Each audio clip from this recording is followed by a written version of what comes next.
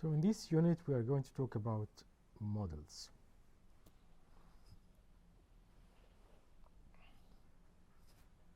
When we model distributed system, an important issue is timing assumptions of the system.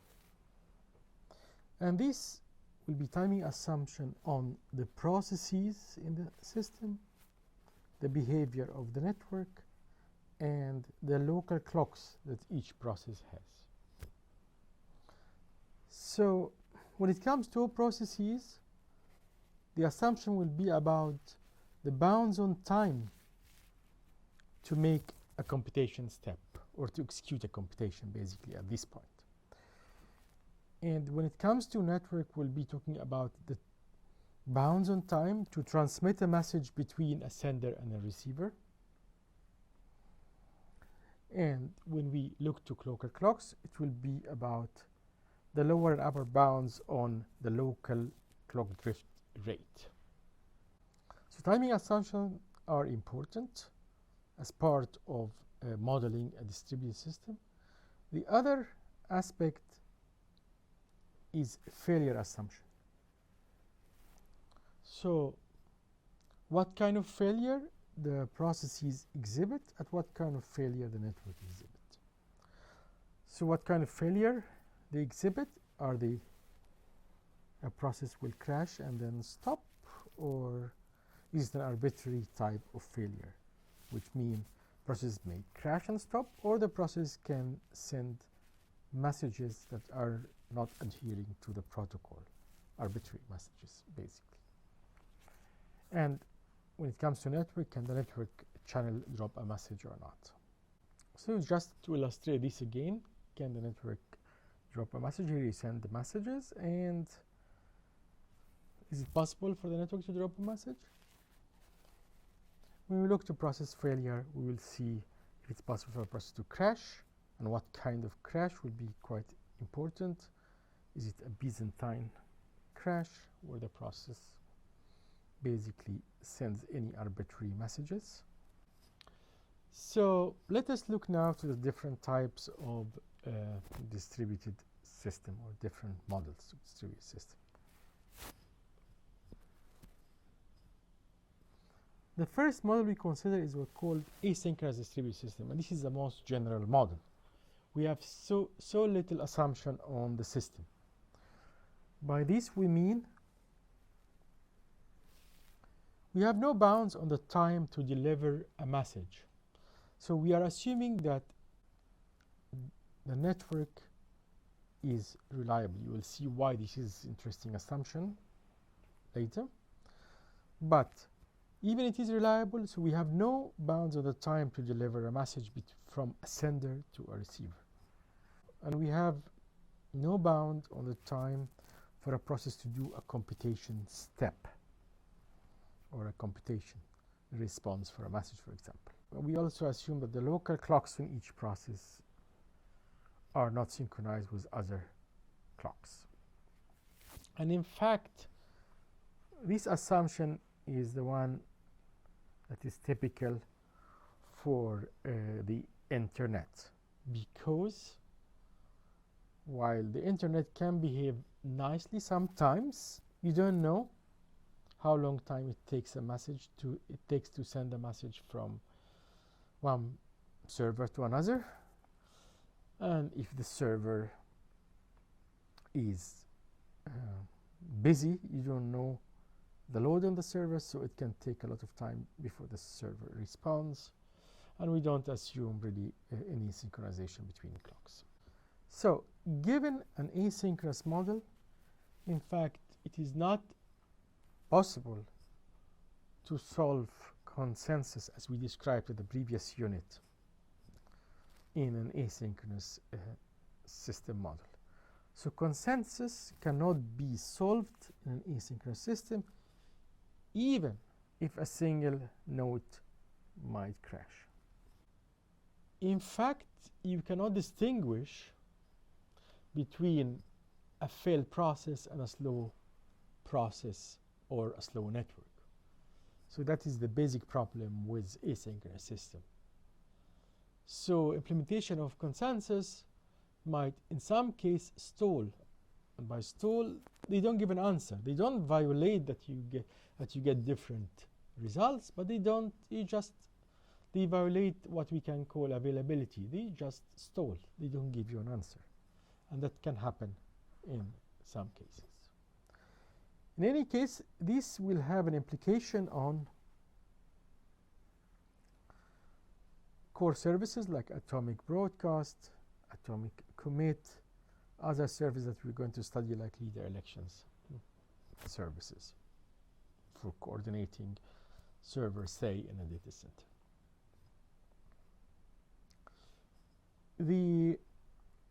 So the asynchronous model is one model at one extreme of the system. The model that is like at the opposite side is actually called synchronous systems. In synchronous system, there are known bounds on time to deliver a message. So their latency is known. There is known bound on the time to do a computation. And there is known upper and lower bounds on the physical clock drift rate. So examples of synchronous system are typically embedded systems that are installed, say, in cars and in aeroplanes. And in some cases also one can consider multi-core computers as a form of synchronous system. So if we look to consensus in synchronous systems, so actually consensus is solvable. And in fact, if we have n processes, n minus 1 could crash and still the problem is solvable. So it's very resilient. There is a resilient implementation of consensus in synchronous system. And the intuition should be quite clear, is that we can do an accurate crash detection. So every node will send messages to every other node, and if no message from a specific node is received within bounds, then the node could be considered crashed, and it will actually has crashed. So what about the internet? How could we proceed to solve consensus there? The point is that the internet is in fact mostly synchronous. It means there are bounds on communications and there are bounds on process execution times in most of the cases. So for example, you would say it will take about 100 milliseconds for a message to traverse between two servers, one in, say, Sweden and one in the US. However, these bounds are occasionally violated, okay, because of some network failures, partitions, congestion of servers, and so on. So how would we model this? A simplified model for that is called actually partially synchronous system. We were going to discuss this issue later. So partially synchronous system is a system that, from a modeling perspective, is a system that is initially asynchronous. But at some point in time, and we don't really know this point, it will eventually behave as if it is a synchronous system. In fact, real internet normally behaves a little bit differently than that. They oscillate between stable periods of time where everything is synchronous and unstable periods of time where everything is asynchronous. But we don't know also these periods. Okay. So if we consider partially synchronous system, And consensus is solvable in partially synchronous system with up to, but not including, half of the node crashing. Okay, so if you have 5 nodes, 2 can crash and still we can solve consensus. And of course this could be useful for the internet. Again, we're going to discuss that also as a discussion issue. Another way to discuss models for asynchronous systems is not to talk at all about partially synchronous models, but to talk about asynchronous models, but augmented with a device called failure detector. What is a failure detector? It's a device where associated with each node in, or each process in the system, and it detects the crashes of other nodes. So this device is local at each process and detect the crashes of other nodes. And it's typically implemented by heartbeats and waiting for answers.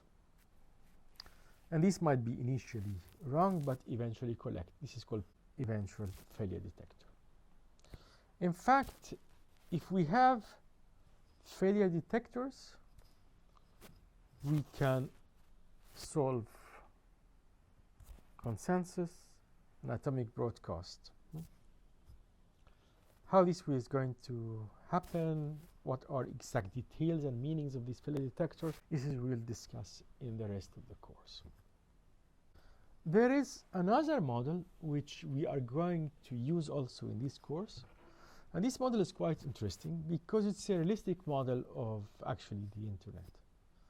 And this model is basically a model, it's an asynchronous system, but the local clocks have known clock drift rate.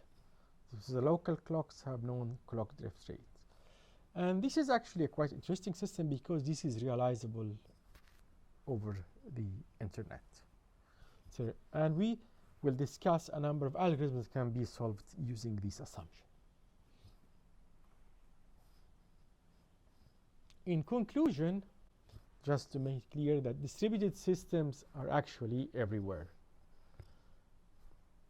And we will study distributed algorithms, which are the core science of distributed system. And various system models and various abstractions we're going to study and on the problem that can be solved there. But let us now next talk about what is not covered in this course and then follow that by the content of the course.